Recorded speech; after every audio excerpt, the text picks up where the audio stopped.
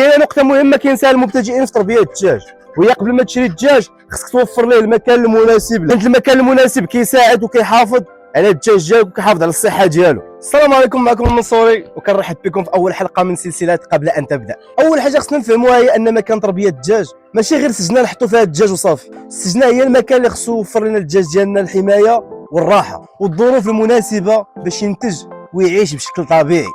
يعني قبل ما تفكر في السكل ديال السجنه واش غادي تبنيها بالخشب ولا بالحديد، فكر هو ان هذه البلاصه واش غتحمي لنا الدجاج وتوفر ليه الاساسيات ديالو. اول حاجه هي الحمايه، خاص المكان ديالنا يحمي الدجاج من المطر والشمس والريح، وكذلك من الحيوانات اللي تقدر تضر به. ثاني حاجه وهي التهويه. الدجاج ديالنا محتاج لهواء متجدد، ولكن ماشي معناها نخلي الريح تضرب فيه مباشره، وخصوصا في البرد خاصنا نوازنوا بين التهويه والحمايه. وكذلك خص يكون عند الدجاج ديالنا مكان نظيف للمأكل والمشرب، وارضيه تكون مناسبه وسهله التنظيف. وباش المكان ديالنا منظم وسهل التنظيف، كلما سهلت عليك التربيه من بعد. يعني ما خصناش نعقدوها، حمايه، تهويه ونظافه وماء متجدد ومكان مريح للدجاج. ودابا نجيو لواحد النقطه اللي كتهم بزاف المربيين ديال الدجاج. وفي البرد اول غلطه يمكن يديرها المبتدئ هي انه يسد الشجنه كامله ويقول هكا غادي نحمي الدجاج ديالي من البرد، ولكن المشكل عندنا هو اغلاق المكان بشكل كامل يقدر يحبس الرطوبه والهواء الفاسد داخل السجنه. الحل ماشي هو نسدو كل شيء، وماشي حتى نخليو الريح داخله من كل جهه. خص المكان ديالنا يكون محمي من التيارات الهوائيه المباشره، وفي نفس الوقت تكون تهويه كافيه باش ما تبقاش الرطوبه والروائح الكريهه محبوسه، خصوصا ان الرطوبه والبرد مع بعضياتهم يقدروا يخلقوا لنا ظروف غير مناسبه للدجاج. اذا الهدف ديالنا في الشتاء ماشي هو نخليو المكان سخون باي طريقه، وانما نخليوه جاف ومحمي ومهوي بشكل مناسب.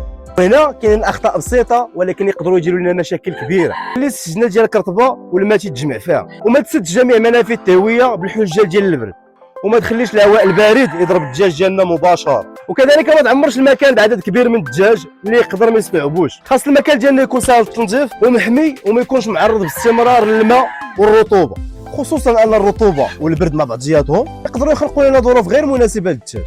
اذا الهدف ديالنا في الشتاء ماشي هو نخليو المكان سخون باي طريقه، وانما نخليوه جاف ومحمي ومهوي بشكل مناسب. هنايا كاين اخطاء بسيطه اللي ممكن تنتج عليها مشاكل كبيره بزاف. ما تخليش السجنه فيها الرطوبه والماء كيتجمع فيها، وما تسدش جميع منافذ التهويه بالحجه ديال البرد، وما تخليش التيارات الهوائيه بقرب الدجاج مباشره. اذا صديقي قبل ما تمشي للسوق وتشري الدجاج، وقف اولا وشوف البلاصه اللي غادي يعيش فيها، واش محميه، واش فيها تهويه، واش سهله التنظيف، واش غادي تبقى جافه في الشتوى، واهم حاجه واش قادره تستوعب العدد ديال الدجاج اللي ناوي تبدا به. الا كانت هذه الاساسيات متوفره فانت دابا درتي اول خطوه صحيحه. اما الا كان المكان ديالك مازال محتاج للاصلاح ما تزربش، لان احسن وقت تصلح فيه السجنه هو فاش ما تيكونش فيها الدجاج، ماشي حتى نجيبوا الدجاج ديالنا ونبداو في المشاكل.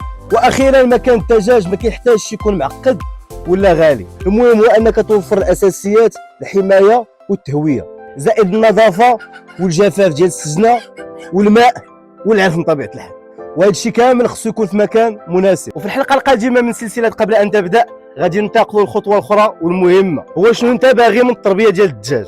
واش الهدف ديالك هو البيض ولا اللحم، ولا اللحم والبيض بجوج، ولا شي حاجه اخرى من غير هذا الشان؟ لان معرفه الهدف ديالك هي اللي غادي تحدد لنا كيفاش غادي تكمل الطريق. والسلام عليكم ورحمه الله تعالى وبركاته، ونشوفكم في الحلقه القادمه.